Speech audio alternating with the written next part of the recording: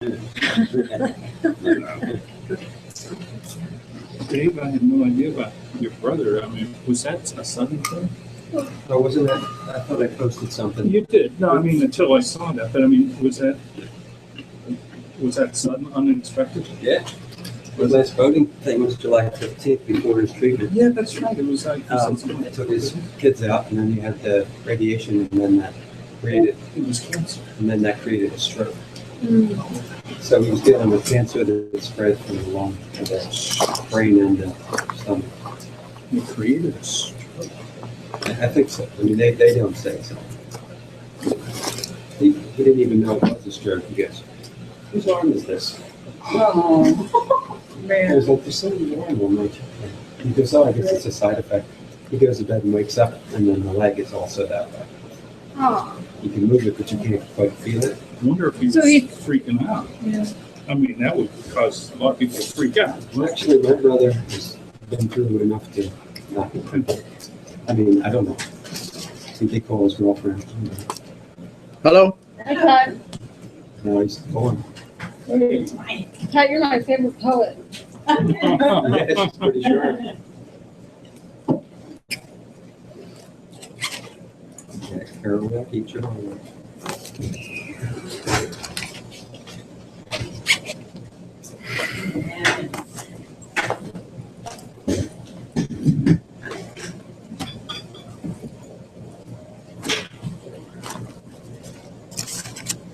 You're not getting down.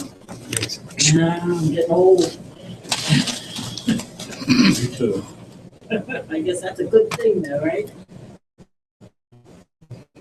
Just the two in the beginning.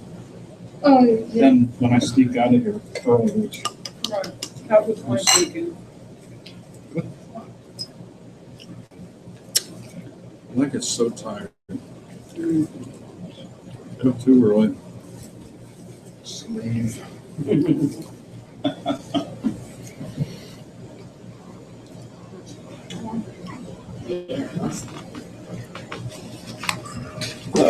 Must I take on the responsibility of some kind of opening remarks, or does someone else want to kick this fucker off? Oh, God. Boy. I don't know if I can handle that. I free associate fairly easily, you know. What does Jabberwocky mean? Well,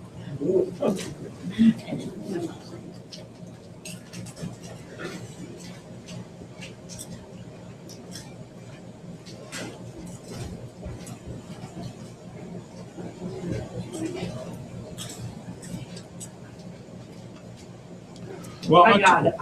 Okay. oh my God, two at the same time. I was gonna be silly that I'm gonna say what time is it? Right, yeah, really. Like, okay, so. No, I was just going to,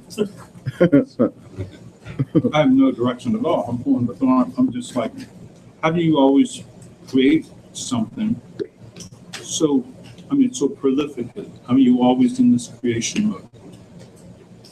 Is that just, that's not you? That's just something that happens? He books every day, too. He what? He what every day? I think she said poops. Usually we go scatological, but it's later in the program. On that thing. Get it out. Yeah, it's the heat. Yeah, we'll just get it out of the way. I Actually watch it, I might see myself. Starting a new movie. Exactly. Yeah. Well, every thought that you have, one has, is bountiful creation. But it's usually so prescribed Well, and proscribed. yeah, Proscribed. yeah. I mean, thinking, whatever that implies, is a present demonstration of transcendence. Even assigning meaning to thinking, which suggests I, me, my, is also a demonstration of transcendence. Our samsaric error is that we miss the transcendent signature of present experience and presume we're in a realm of familiarity. We just dive right into the content. We dwell in or dive right into the familiarity of self-thinking, of asserting or suggesting coordinates that are binding. So therefore our thinking and storytelling tends to be banal. Why? We're occupied with demonstration and proliferation of transcendence, but our reflex or our conditioning is, it's just me again. So by, you could say, believing, if not wishing, that one remains in an atmosphere of familiarity, an atmosphere of context, an atmosphere of binding coordinates, as in space-time. Who you are, where you are, what's happening, how you got here, whether you're enjoying yourself or not, how soon you're going to leave, what else you got to do, what else you've done, right? So once we become humorously disinterested in the movement and implication of rumination, then now you're feeling available to transcendent demonstration. Your vocabulary might shift. Your loyalty for sure will shift. This as a field of delight rather than obligation or resentment will shift for the asking, for the taking. It seems like there's a constant feedback loop. So you do some habitual thing, especially in along the lines of certain thought processes, and it sort of bounces. There's immediate inertia there. There's immediate attraction to it. And whether you can say this is a function of the brain that they can see, or that's just reflected in the brain somehow, something's going on, and it's like to sidestep that. Yes. It seems to me. That's the heart of all yoga. It's not easy. It's simple, not easy. Simple, not easy. So before we're engaged in a story which suggests durability of self, experience is occurring, if that's even true, primarily as felt. You feel yourself in dynamic range, sensorially and super or subsensorially. You feel yourself as, I would say, disembodied availability with a profound dynamic range. And is that the yoga sort of to just not go any further than that? Yes, indeed. The yoga is to discover the signature, the sigil, the texture of interest as a dynamic range that is unbound. That's why the Buddha said the great unbinding. Yeah.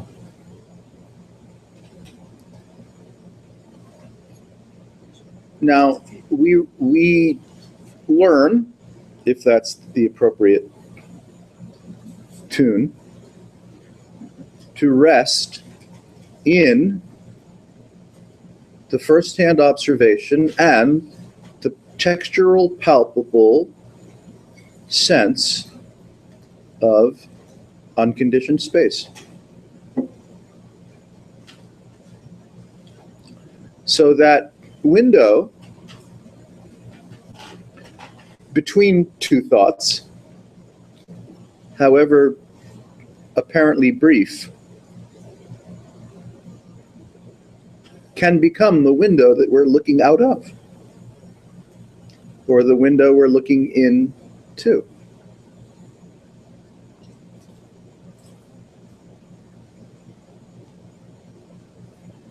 Attention, awareness, which is the primacy of your certainty,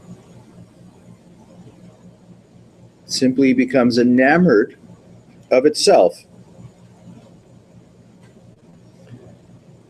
and thereby unafflicted from rumination, from content, from assignment, from the habitual or reflexive recreation of self. This is so difficult to express to so many people. Because, I mean, people automatically, if you say, hey, I have a thought, I mean, they know, they've had thoughts, they know what you're talking about. Yeah. Or I have a feeling, you know, or Yeah. an emotion or something like that. Yeah. But what you're talking about is not easily expressed to most people, it seems. I Well, mean, not heard, let's say. We all do the best we can to get what it is we think we want. Right? Like if you want a pizza, you know, make the call.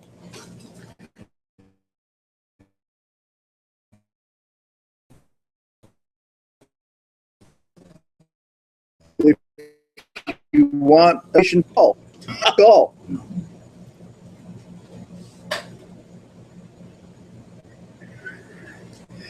So your intelligence is rather elastic. You know, transcendent, not a bad word. It doesn't have to be the Groucho Marx secret word of the evening. But if you rest in availability, not conclusion, not justification, just rest in availability. You've made the call, you've placed the call. If they don't deliver in 30 minutes, you get a free pizza. And if they don't deliver in 30 minutes, you actually get liberated. Yeah, it's written at the base of the Great Pyramid. If we don't deliver in 30, Hey, I hope they're late. when thought occurs, when coordinates appear, coordinates as space, coordinates as time, coordinates as meaning, coordinates as feeling, emotional, or even sensorial, these are all coordinates. Coordinates of what? You can't say. Stuff. So proliferation is at your fingertips. It's in your face for free. Delivered on time, every time, 24/7, even on Christmas, Yeah. Especially. on Christmas. So if you, whatever you might be or not be, take even the slightest break from coordinate assignment, accusation, placing yourself in any context, you have to have a confrontation, however brief or reliable, with disembodied interest. If we take ourselves as the body, and consciousness is a byproduct of body, you're not giving yourself a lot of wiggle room. Because your consciousness and or your experience, therefore, is the consequence of something else. So if your present experience is the consequence of something, you are super fucked. As a species, you will kill yourselves, all 7.3 billion of you fuckers.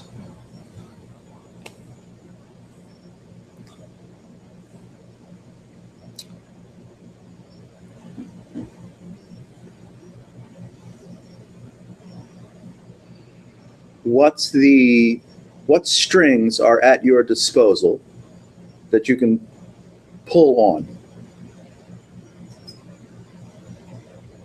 Well, if you go to mind, as in thought,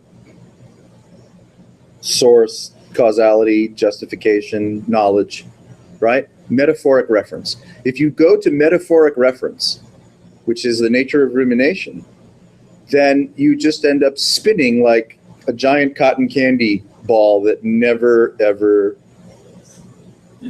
right? Just keeps adding. You know, perhaps this is a type of mindfulness when I've heard people say, watch the mind.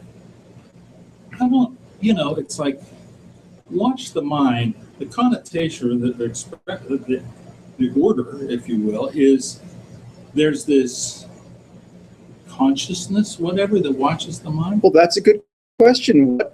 Doing the watching. To me, it's like, why watch the mind? I wouldn't waste any time watching it at all. It's too hard to figure out. Well, it's just a useless jumble of attention-seeking horseshit. That's when you say, watch this, and you grab your crotch or something. Yeah. Here's your mind right here.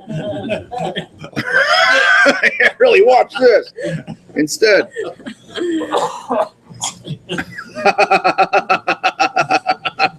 Well, this is interesting, you see, because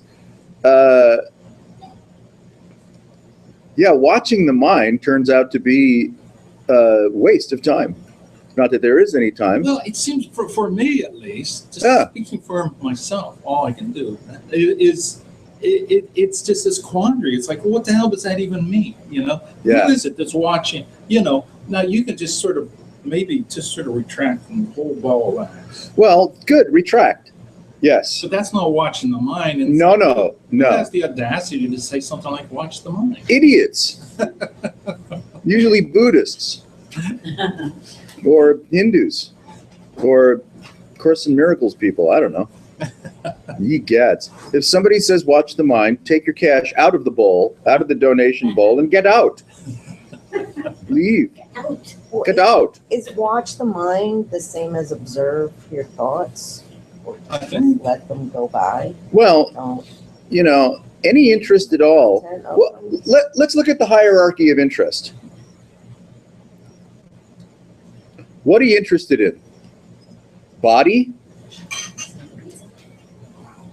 Feeling? Sensation? Mind? Content? Context? Cause? Effect? Outcome? What do you want from your present experience? Anything? If you want something, you're toast. That pizza smells good. The caveat is pizza doesn't count. Wanting pizza, Good joke. More of you over there. wanting pizza is equivalent to liberation. I wonder if, and I think I already know the answer.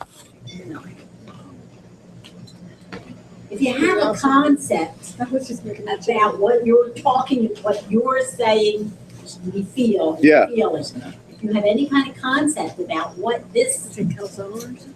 is saying, Yeah, then it's going to be a problem. yes, it can be, And so right. it becomes important, I think, to realize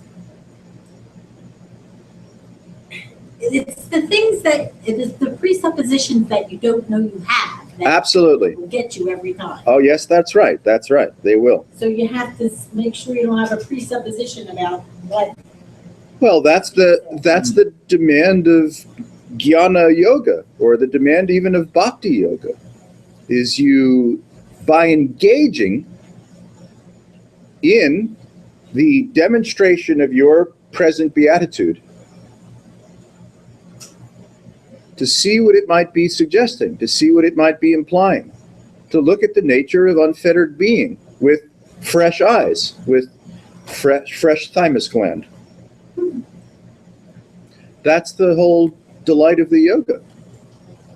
feeling oneself. I've found it really more or less grace that I should ever see a presupposition, Yes, it is grace. because That- you can't see it. It is grace that your or one's idiocy is revealed. It's absolute grace. That one might have an interest in liberation as a possibility, as a species available destination, is also grace. How many friends do we have that are like really interested in getting to the bottom of what we refer to as reality? Well, after the game, maybe. Maybe. You know. Yeah. So it's complete grace that a human being, as if there were any, is inspired to pull on the string of consciousness, pull on the string of self, and go on that adventure. Take the adventure. Find out what it is that Ramana fucking Maharshi was talking about. I mean, that doesn't mean quoting Ramana. Who gives a shit?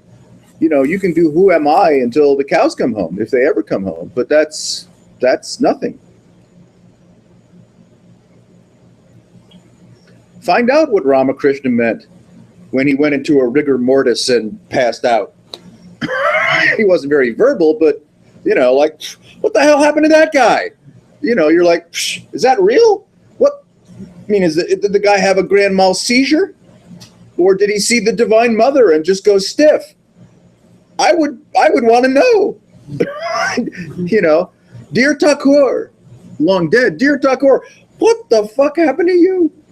What were you seeing? What were you feeling? What's the nature of the experience that we're sharing so freely and demonstrably with, the world at large? At least with all of his Indian pals and, Dakshineswar.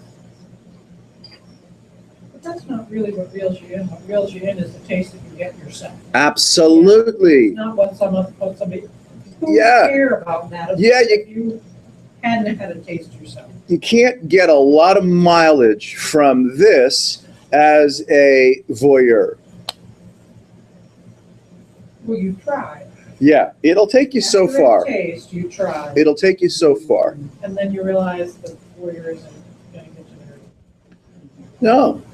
You kind of have to be willing to find out that you are Ramakrishna, that you are Ramana Maharshi, that you are, Saraswati, Christ, whoever you feel like emulating that day. You are that, whatever that is. You don't necessarily have to demonstrate in the same way by wearing a diaper and petting peacocks. You could be a kind of a blue collar enlightened person. Not that person fits. You could be an ordinary, uneventful, irrelevant, uninteresting, enlightened, whatever, plasma, meat puppet. Well, Nisargadatta sort of fell into that mode. Sure, yeah. It's just screaming at everyone. In a nice way. Well, whatever the feeling was that Ramana Maharshi, Nisargadatta, Sailor Bob, Joey Lott. Joey Lott, don't get me started. Whatever feeling any of these folks had is this. It's exactly this.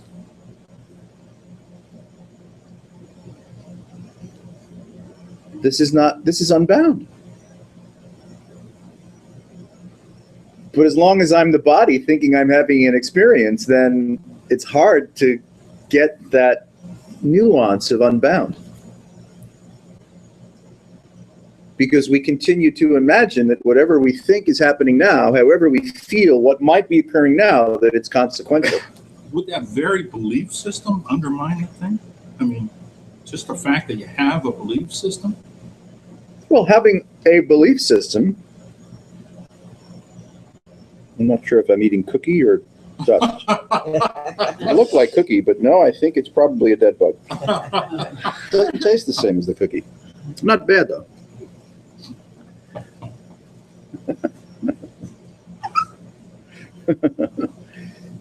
Here is the present, let's say, envelope demonstration of unbindable transcendence occurring to you.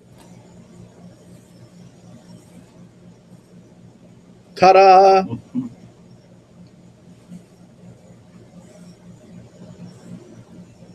And that's always the case.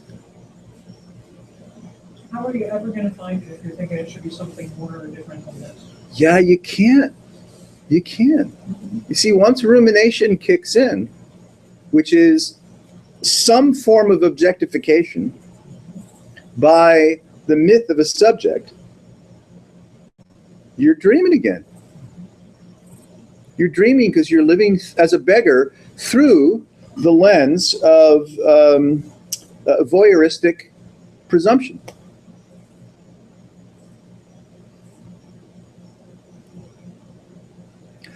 You know, we're not typically taught in a Judeo-Christian culture or Islamic or wherever you go that, hey, thanks for being born. You're the light of this world. Don't forget it. It's not really drilled in, is it?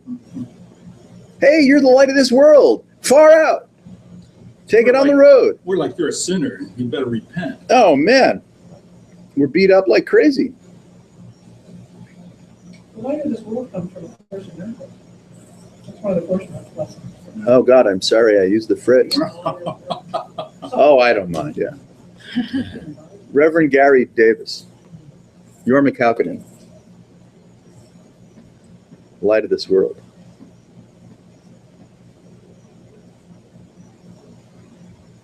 You see, before you assign yourself to a condition, to a place, to a consequence, to a plan, you're just your space. Pure, disembodied, euphoric availability. Pure curiosity. And wouldn't it be fun if this recognition of pure curiosity is no longer interested in anything? You're like, you turn out to be curiosity without an object. This is what Nisargadatta was pointing out to when he said, hey, consciousness becomes interested in itself. Curiosity is curious about curiosity, and no object ever enters the field to disturb you. I mean, that is, to be glib, at a minimum, that's your so-called 24/7 fact.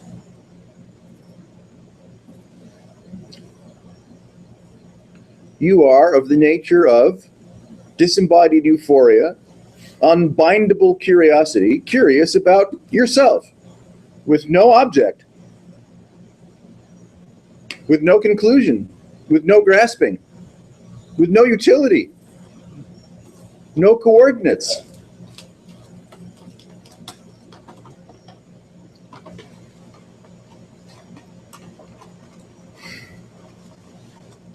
I mean, that might please you, it might displease you. It might be something that you sound like, hey, that sounds like the shit. You know, I'd like to feel what that feels like. And you might go, oh, that's going to really mess with my life. That's going to just fuck everything up. I got something going here now. You know, Yeah, you're really. undermining it. Yeah. This is going to fuck everything up if I turn out to be disembodied curiosity without an object. I just started taking the course, and now what? Yeah, I know. Oh. But it's interesting, the course and other, styles spend a lot of time on objectification and explanation, the presumption of consequence, the presumption of genesis, what you should or shouldn't do about X, Y, Z, why you bring the meaning to the things that are so-called meaningful to you, which is absolutely not true. But you see, once the Course starts to imply all these things, then, it solidifies this transcendence as a beggar in search of. Well, isn't the course trying to undermine that as well? It seems like it is, but it just is so fucking long-winded. Well, it all depends on the hand of the surgeon. Right? The knife doesn't heal you. Yeah. The surgeon does. I'm being, taking liberties.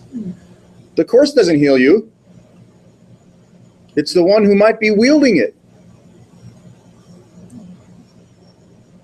Right? Conveyance of transcendence is what this is all about. Nonstop. Now, is it conveyance from one to another? No, that's bullshit. The conveyance is transcendence is conveying itself to itself. You could say that's the hand of the master. My frustration, speaking of the course, I mean, the frustration with the course is that there's every opportunity to leap into the stratosphere. Dumb fuck idiots are teaching the And it course. never happens. It No. never, It ever can't. happens. It can't. Dumb fuck idiots are teaching the course from the point of view of causality. They can come up with as many brilliant, references as possible, but it will not penetrate.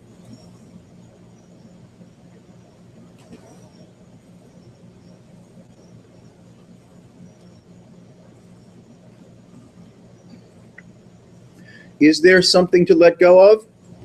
No. Is there someone to let go of the not something that there is not to let go of? Wait, No. do that again, do that again. Don't bother. Is there something to do?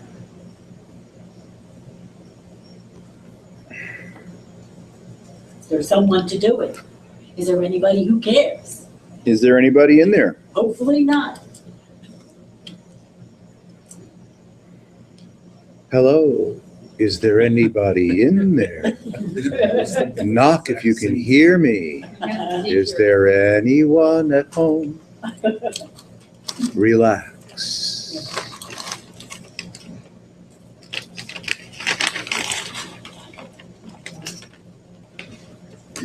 For as long as we are inspired to heal, we suffer. It's unavoidable.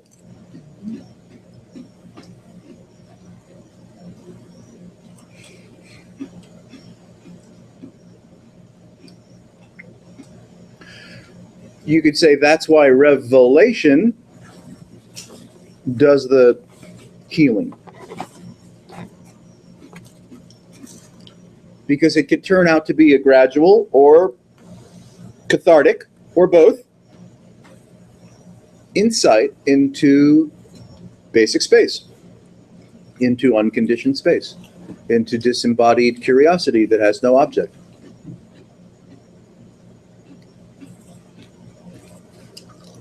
Feel it again, kick it around, forget it, feel it, get angry with it.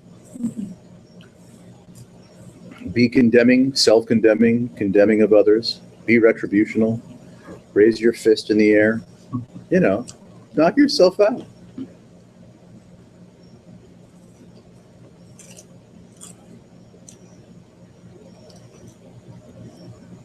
You're not now in a place.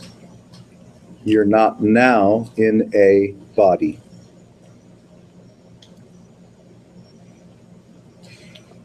Transcendent curiosity.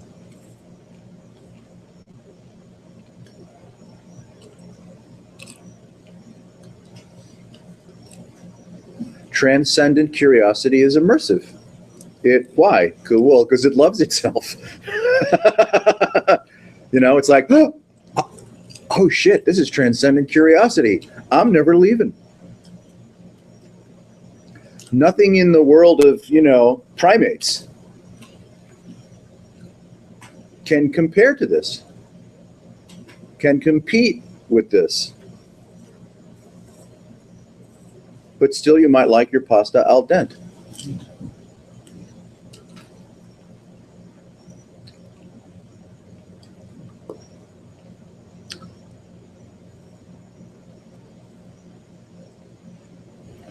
"24/7, the revelation of being is in your face.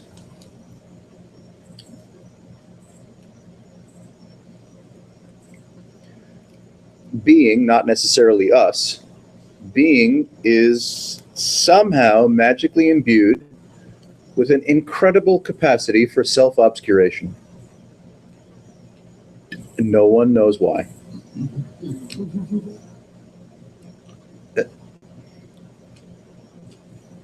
Why would this transcendent miracle, unbound, unafflicted, generous beyond imagination,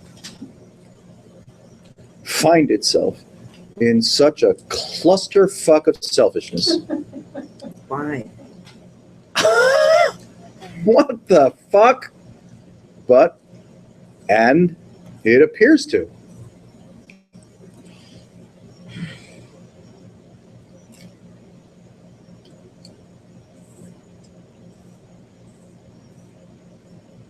For whose pleasure? You can't say.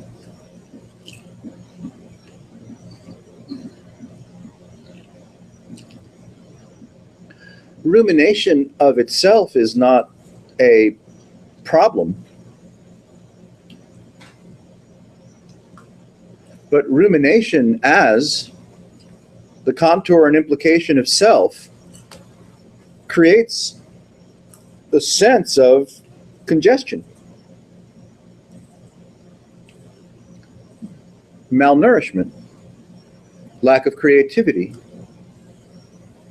victimization, vulnerability, at-riskness. Incompleteness. Yeah.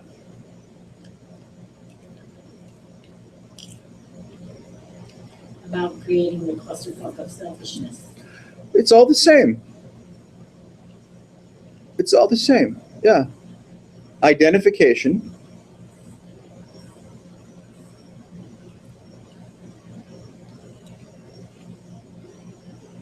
As a corporeal constituent, other than the fundamental transcendence, is a panic. It's total panic.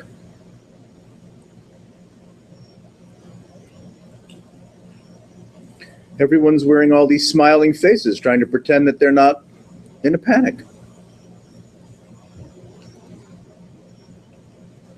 And it looks like, let's say you go to Salt Lake City, you know, and you get swarmed by a couple of missionaries. It may look like they're not in a panic. Whether through Jesus, Brigham, Joseph, Macumba, About Gabriel. you know, Saint Germain. It may look like if you're rolling in a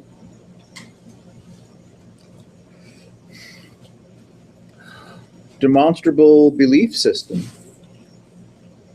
that can appear, and I'm always enviable of the people for whom it works, that, you know, fear, at-riskness is dissipated. If you're born again, it's possible that it poofs out.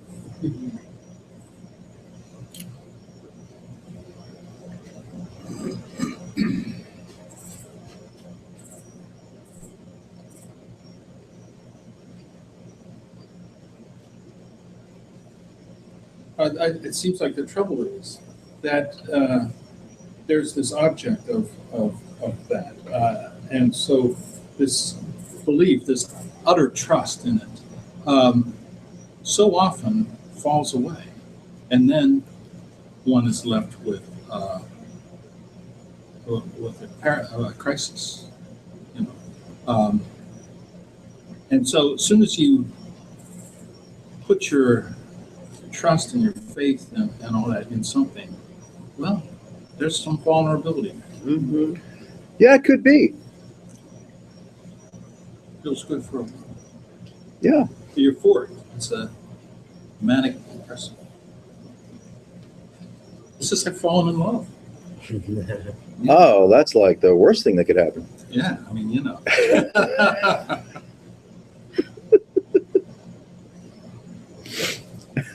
Love is just like a baseball game, 3 strikes through.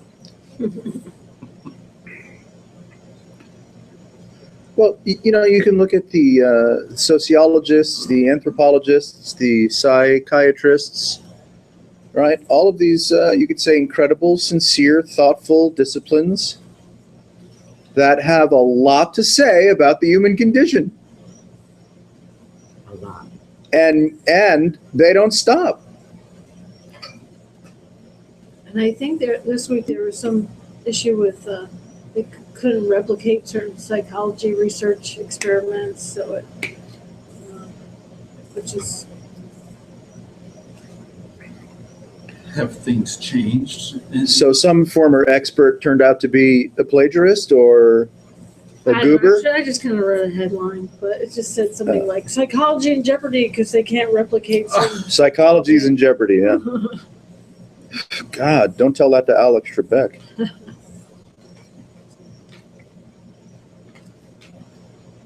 they've been downgraded as a pseudoscience. Fortuitous. Big surprise, right? Scientology be like, Oh yeah, really, Scientology comes out winning. Really. David Miscavige was right.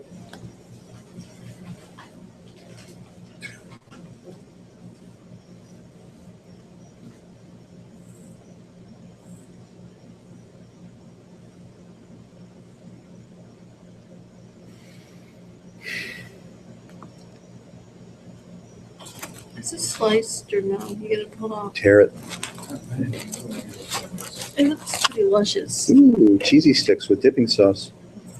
Now we're talking.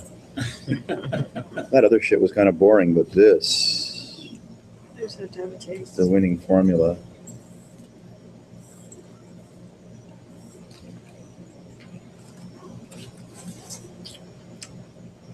So rumination hooks your interest. It's really that simple. Rumination as implication, source, genesis, consequence, outcome, hooks your interest. Rumination by itself is nothing at all. It only appears to have implication when interest shines a light on it. Any interest will do. Any interest will do. That's right. It seems to know your favorites. Oh, absolutely. Really Yeah. gets what really, Yep. Yeah. Isn't it funny that your own psyche is better than just about anybody at pushing your own buttons? You know how to drive yourself crazy better than anyone. Yeah. Even when you're aware of it going down. Mhm. I That's mean, right. That's what gets me. I know what's happening, and I'm still like, Yeah. just along for the ride, you know. Yeah. So the yogas, when they're good yogas, are all about engaging the capacity to disengage from rumination. Disengage from the implication of discursive pageantry. Well, is the various forms of yoga, guided meditation, anything that has a mantra, you know, just like sort of a halfway step to get there. You know, it's like, well, at least this is training for getting all that other stuff out of the way. Well, you could say everything is that. I mean, this never ceases being a transcendent field of nothing at all. But there's this discipline that's going on.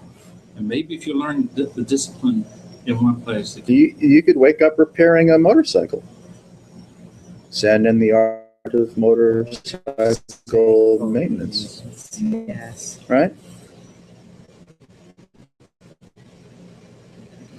I mean, in that respect, you know, as let's say our aperture of understanding softens or is more elastic, everything's yoga.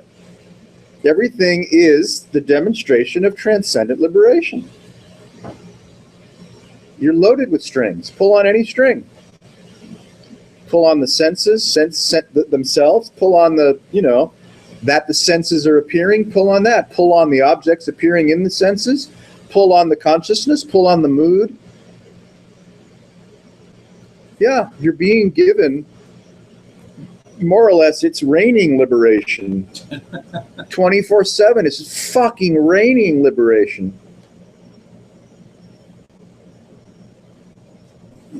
But we objectify and get accustomed to, oh, I'm a body. Oh, I'm a person. Oh, I'm at risk. Oh, this is about me. Oh, I better plan. I better make sure that I don't come to harm. That's some junky ass food, by the way. Is A little bit. It's good though, in a good way.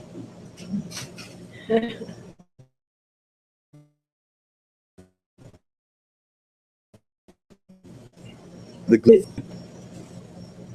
It's like pizza donuts. discovering that awareness, curiosity, and availability are your principal nature organically creates space.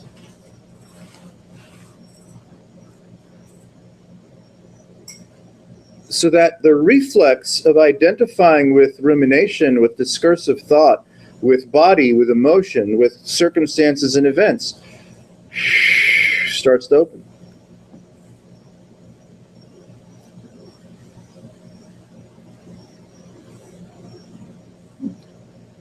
Then you will be treated to curious presentations of being coordinate free. Could be here, Wegmans, Panera, highway, waking up, falling asleep, TV, anger, closet, dry cleaner. As there's an organic relaxation from the insistence on coordinates, then this presents to you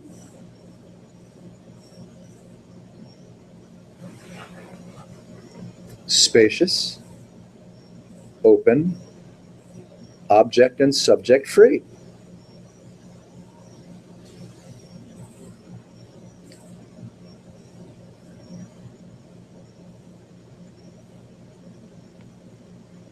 As that, you could say, builds momentum, like making a really excellent snowman with that perfectly sticky snow, right? You take a little snowball, you throw it, you start rolling it, before you know you got a 12-foot monster with a carrot nose, right? Similarly,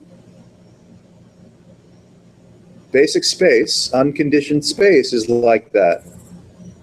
All you need is just a little taste. Just a little taste, and it'll just turn into a, giant snowman with raisin eyes and a little cap. And branches for his arm. And branches for arms, yeah. And part of the so-called yoga, the adventure of all this, is to become accustomed to the sensation of the aperture opening. We tend to kind of shy away from the demonstration of spaciousness. And we go back to the habit of filling ourselves with content and coordinates. Because we think we're safe in the hysteria of content and coordinates. Whoa! So if this says, hey, you're nothing at all, you're like, become avoidant. Yeah. So part of the yoga or the maturing process, or, the unfolding of curiosity, is to actually recognize the felt sense of absolute spaciousness and not recoil.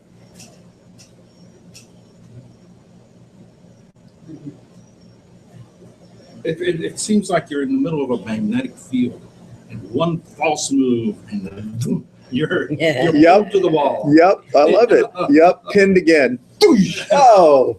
Man, all I did was think, Yeah, really. Right. Yeah.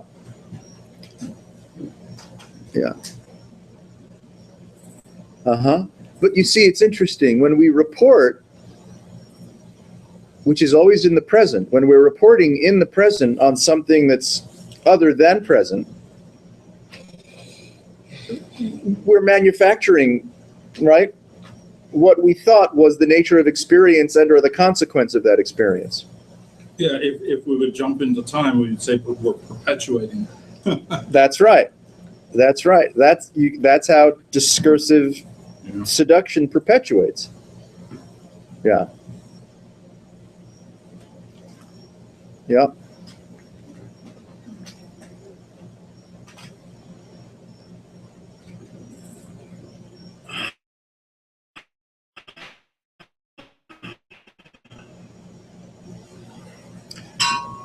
It's like you have to be willing to be overwhelmed with delight.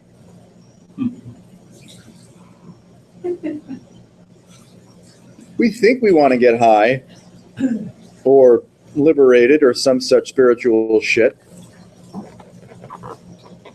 But it's like you have to build up some chops to cope with being absolutely consumed with delight.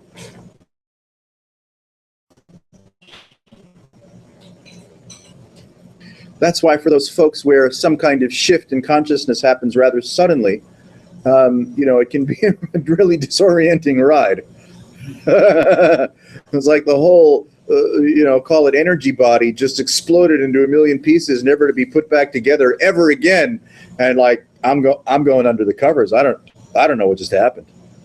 Right? Well, do you think it makes it easier to have more, I was going to say, credence towards Clearwater? well, just say somebody has some sort of experience out of the blue, Yeah. that it would feel like, oh, wow, something substantial has happened, where as if it's more little by little than you wouldn't necessarily Yes. know. Notice. Yeah. But You'll in some notice. ways, the radical one would. Uh-huh. Yeah. Yep. Yeah. This discovering itself can creep up on itself, or it can just, get headbutted.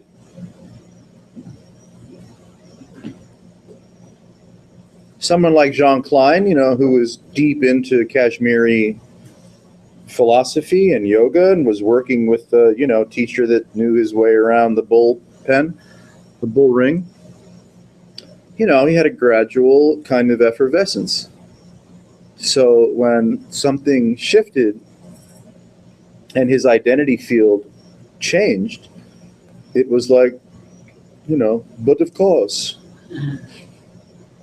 But he also referred to that in other, talks and presentations, that it is an explosion in the mind.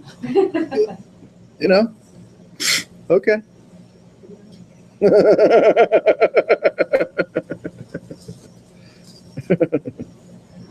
He's just very matter of fact about the explosion, I guess. Absolutely.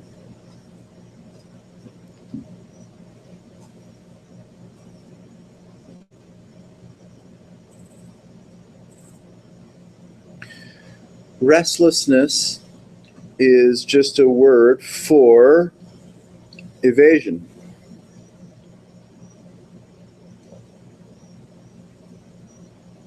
We're evading sensation, feeling. We're evading the hysteria that we've conjured a moment ago because we don't like where we're going, where it's going, somatically or otherwise. So we end up in some kind of what appears to be a constant state of evasion, and or amelioration seeking, which is just more evasion.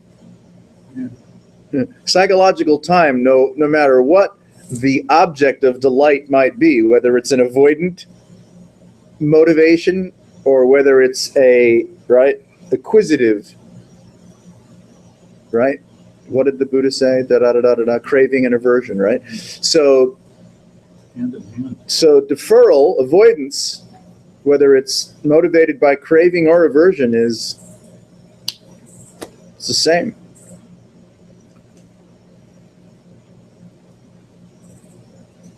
But then the Buddhists go and say, well, you should not have craving or aversion, which is fucking stupid. Worse than stupid. Don't think that. Should not. You know what I mean? Because craving and aversion are just the organic compounds associated with, we could say, a much deeper, more fundamental or embedded mystery, which is that identification occurs at all. Craving and aversion are not a problem. Trying to be rid of craving and aversion is absurd. Well, and especially if somebody says, hey, stop that. What the hell does that do? Nothing. Yeah, right. But the recognition of it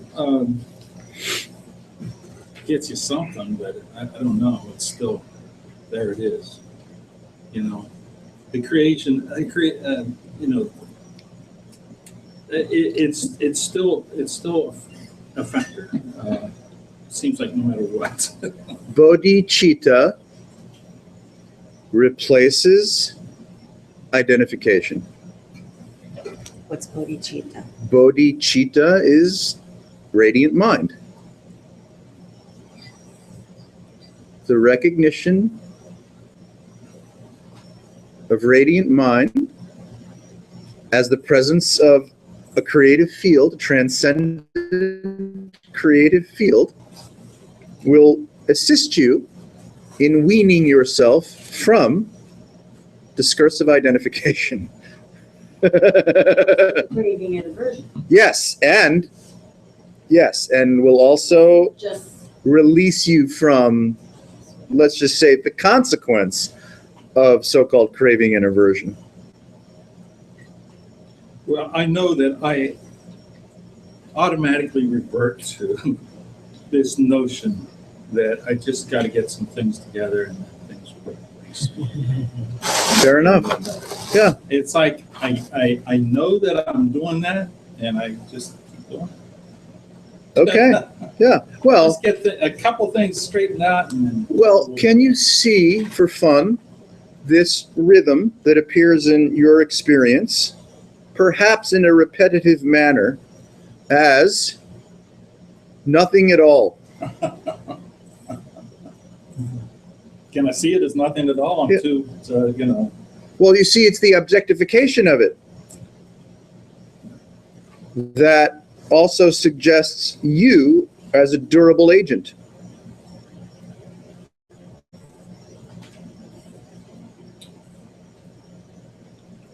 how many times you're gonna do it before you realize $1 it's total million, bullshit, 100,000.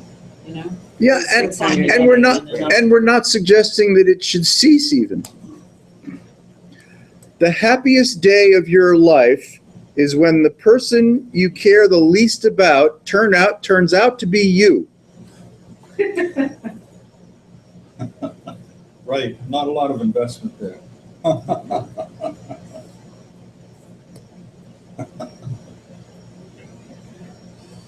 You see, it's the caring, the investment, the micromanagement, the control drama Yeah.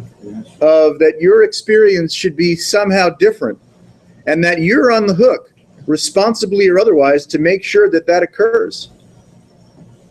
That's too much interest in yourself.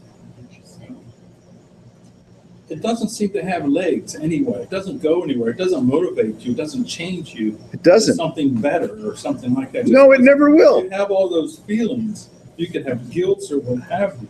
Yes. But when has that worked for anybody? It hasn't done a damn thing. It doesn't do a damn thing for anyone. Even if, let's say, all of this internalized rage and disappointment and resentment ends up as liver cancer and then takes you out, Yeah. it still didn't do anything. you know, with all due respect to Louise Hay.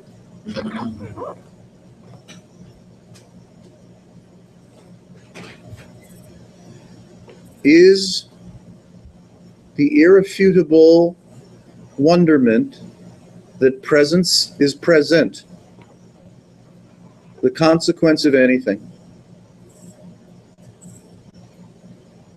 I sure can't put a finger on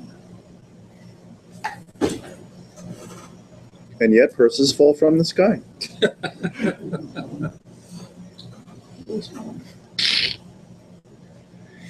Huh.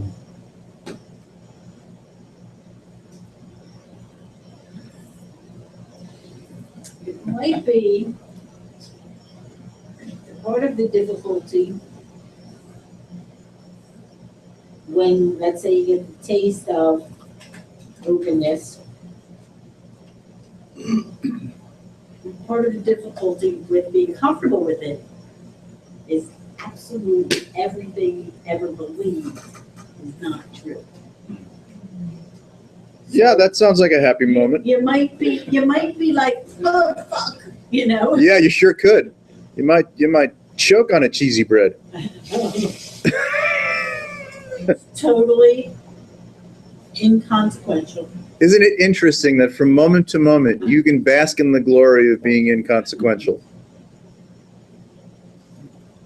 The moment we want to be consequential, which could include adjusting our behavior, adjusting our experience, you're fucked. You're back under the influence of imaginary coordinates.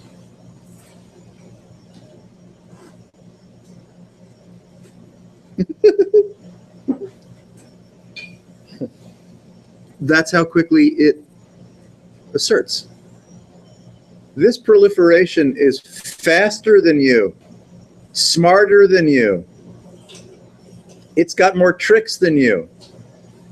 You can't outwit it.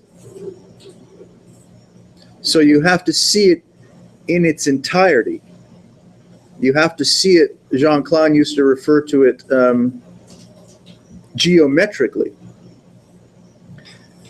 Another useful metaphor might be you see the radiant inclusivity of all proliferation, and it dawns on you that you are not going to outsmart that fucker. But you don't have to continue to be a consequence of it.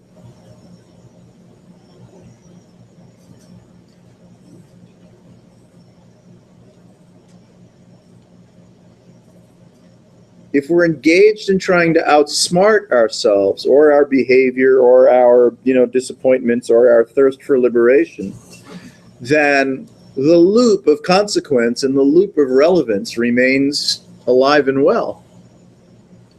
And the loop of consequence and the loop of relevance also contains the aversive and the, what's that other word?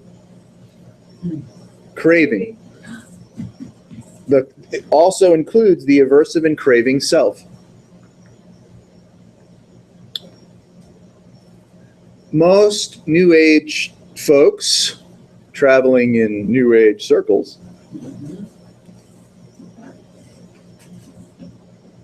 want a certain kind of ideal experience to occur to them as the person, as the body, as the compilation of psychiatric perfume. They want their experience to look and feel a certain way, to go winning.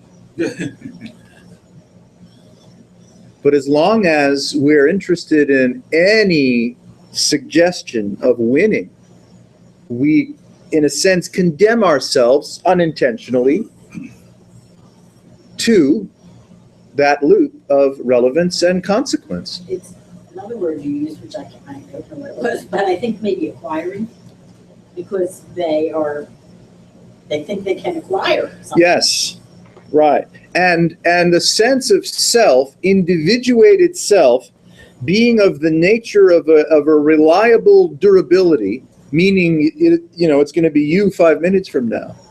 It's going to be you that finally hits the sack and say, can't wait to forget that day. Right? we think that because this is so persistent, as in transcendently persistent, that our sense of identity is likewise persistent, as if something happened to you prior to this moment. And thinking that you were somewhere prior to this moment suggests that you're likely to be somewhere after this moment. And so we carry, again, kind of unwittingly, the abstract notion of personal durability, when the actuality of experience is evaporative. And yet, that there's this curious interface or enjoyment or horror or panic or whatever with the strange persistent nature of experiencing itself makes it seem like I'm the one doing the experiencing. But each moment is an absolute refresh down to the quark of the entirety of the apparitional nature of phenomena. It's a complete refresh down to the quark, if not the Higgs, of the miracle of transcendent experiencing itself.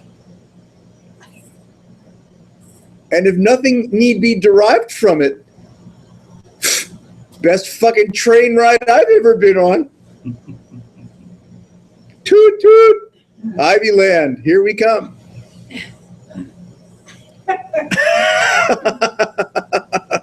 We're leaving New Hope because we're done with Hope. We're heading for Ivy Land. The Eden of Bucks County. Really?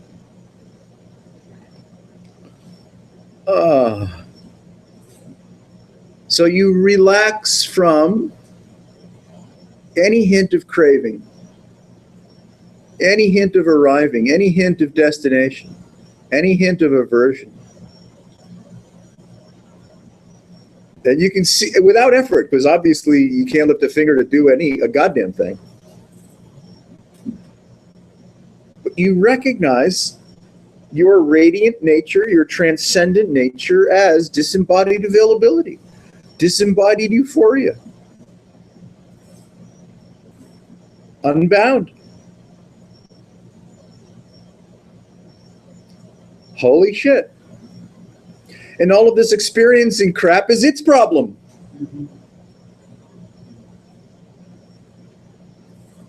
It's not your problem anymore. That experiencing appears to be ongoing. That's wild freedom. Not the body, not the gender, not the race, not the color, not the religion, not the accumulator of clothing. Shoes. Well, shoes are like pizza. That's okay. Pizza's cool. Shoes are cool. That you can't suffer by eating pizza or buying shoes. I'm telling you, they're safe and clear. It's in the Old Testament.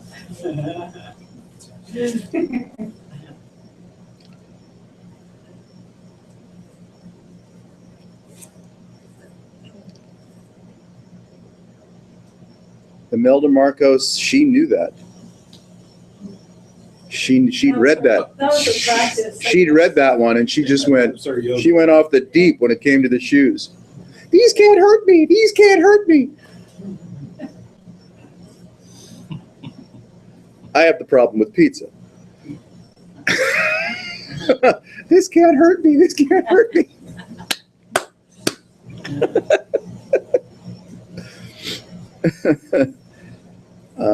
Free ride to a coronary.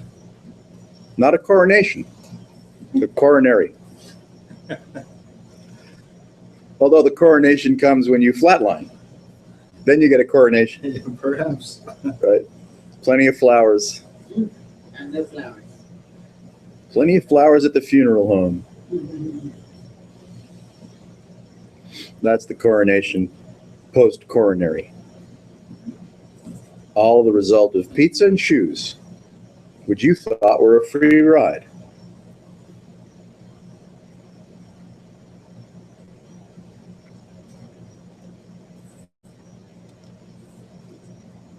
Worries relax. Phew. It's like letting it happen. Isn't it fun? The experience it is what it is, and thank goodness for that. But whatever this is or isn't, your concern. I think loitering is just an awesome preparation for whatever this is. Yeah, loitering is good. Yeah. Skill I've never cultivated in my lifetime. Yeah. See, when we were in high school, you know, smoking a doobie, playing handball, drinking a beer, you know, stuff like that, we learned how to loiter. We were chilling, right? We were hanging, we were loitering, you know, someone bagged an ounce, thumbs up. And then as so-called adults, curiously identified with the vicissitudes of making a living, the beauty of loitering somehow left our field of experience. So, the smart way back is loiter again. Bring back the loitering. You know, go to work, figure it out. But when you have some available time, loiter it up. Fuck off. And let everyone else know, of course, all your dear friends, that they should do the same. Hey, Bobby, hey, fuck off. Super Bill. Hey, Sharon, good to see you. Hey, fuck off. Absolutely. Bring back the loitering, the love of loitering.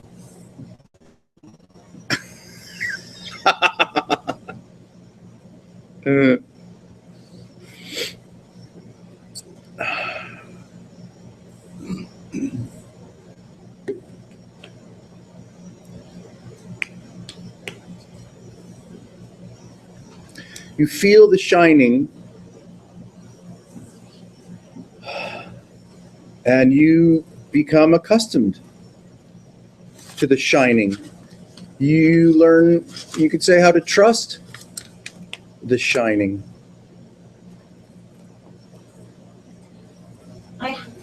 It just came to me that just came up in my head. As it will. What the fuck came up? So, who you are actually can't want this. I mean, Right. Yeah. the apparitional self actually cannot want it. No, it wouldn't go near this with a 10-foot pole or a cheesy stick. Yeah. It wouldn't go near this. Yeah. The apparitional self is just not interested in its own demolition.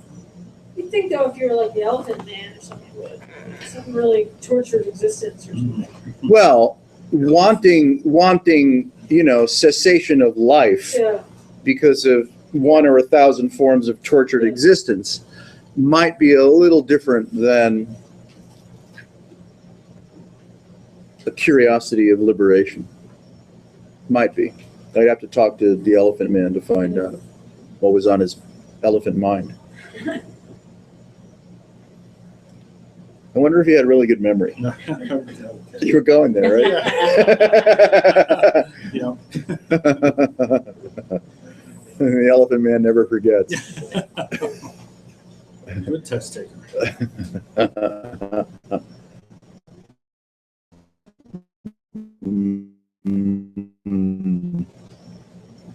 Yes, you know, we can hang out for whatever this so-called amount of time is, and no one has gotten into a story about self.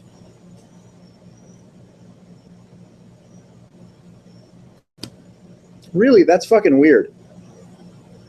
Adults, creative, engaged, thoughtful, sensitive, curious about the world even, could hang out And nobody had to go down the path of self Out loud. out loud.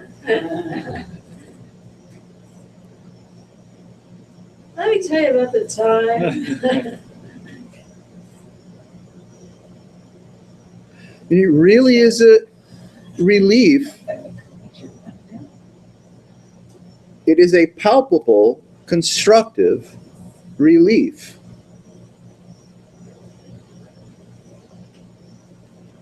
To be free from the assertion of self, or what it is you think happened to you, or what it is you hope might happen to you, or what it is you need to heal from.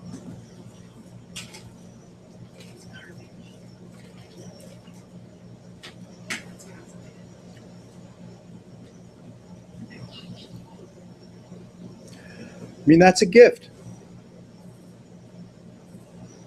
Yeah, that's why we keep coming back.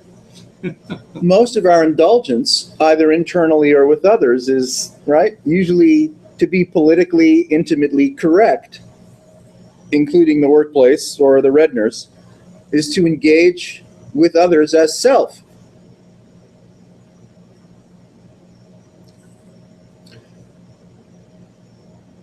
I mean, Redners doesn't have a sign that says disembodied angels not allowed. They wouldn't dare. Wegmans doesn't have a sign that says disembodied angels not allowed, which means you're free to come and go as you please. Just about anywhere you want to go.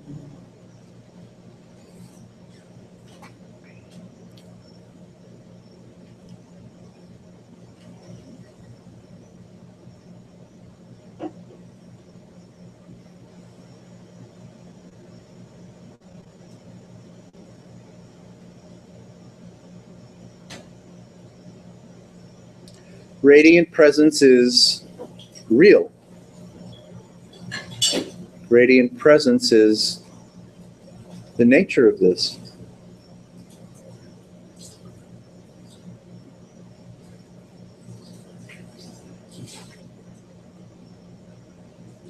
Your somatic presence occurs at the request of, at the pleasure of radiant presence.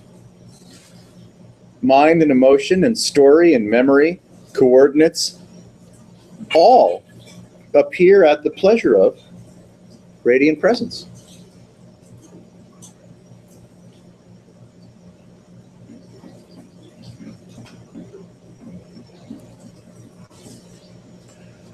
Leave yourself alone.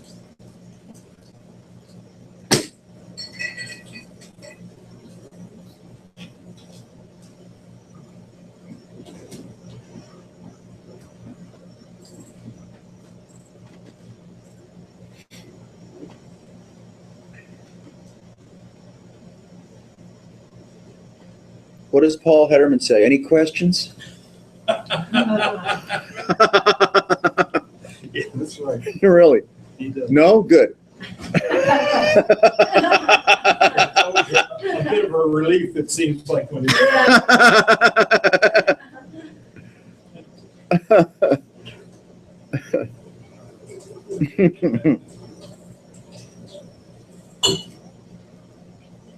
The appearance of self also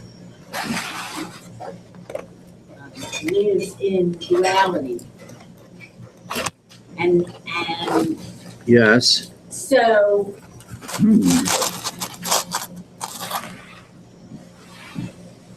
I think that duality is it's a The appear- limited thing. The appearance of self is synonymous, implies duality. Okay. Yeah. So it's a limited, it's limited. It's the apparition of limitation appearing in the unlimited. That's good. Yeah. Yeah.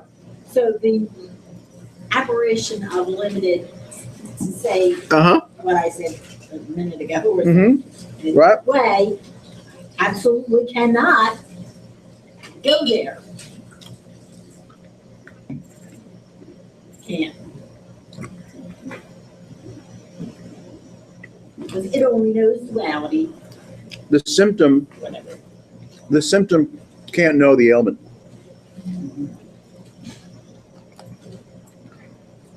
Yeah.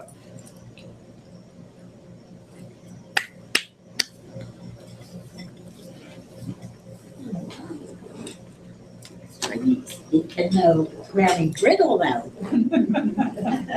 Even if it's just crumbs. Look at the nature of presently appearing proliferation. Nonstop, acausal,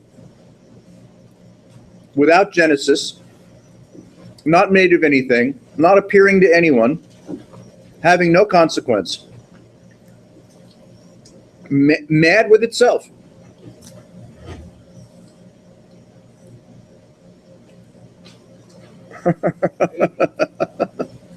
Far out, man. Far out, man.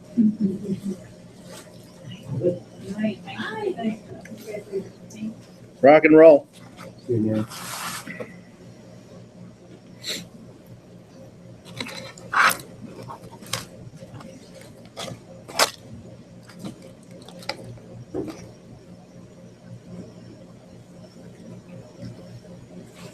Yum.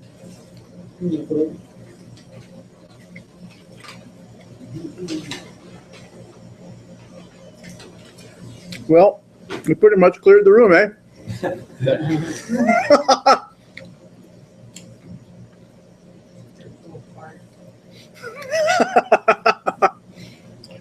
Thanks for coming.